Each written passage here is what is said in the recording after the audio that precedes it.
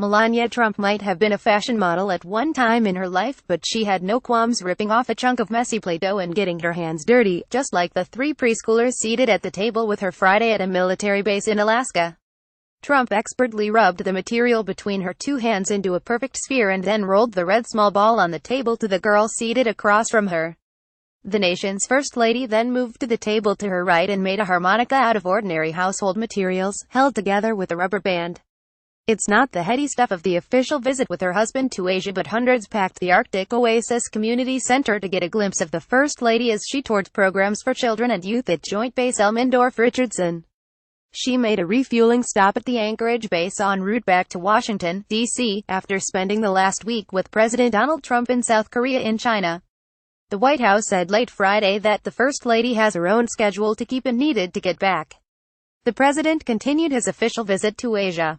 Melania Trump, wearing a three-quarter-length winter coat over a brown turtleneck and white slacks, spent about 35 minutes visiting with children and teachers. Anytime we have an opportunity to share with others what our program does and the educational basis for all the activities that we do, it's a chance to show our story and to share with other individuals how we serve our military population, said Tamara DiBenedetto, who oversees all activities at the base for children under age 18. Trump viewed items children made on a 3D printer, saw sewing projects, and watched as they constructed fish out of compact discs, glitter and gems. Every program we offer has an educational purpose and a reason for why we do it, DiBenedetto said. DiBenedetto said she exchanged a few private words with Trump.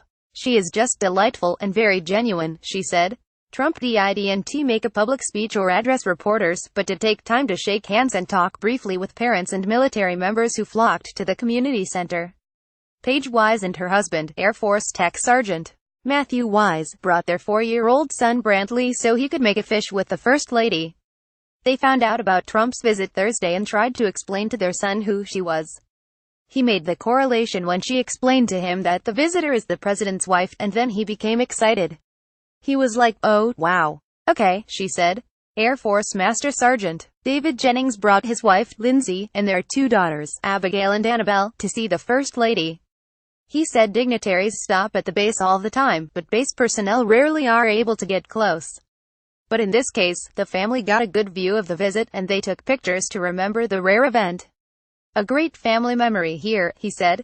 There are 14,000 active duty soldiers and airmen stationed at the Joint Army and Air Force facility in Anchorage. With their family members, that number swells to 29,000. There are currently 1,800 service members deployed all over the globe, including 1,200 in Afghanistan.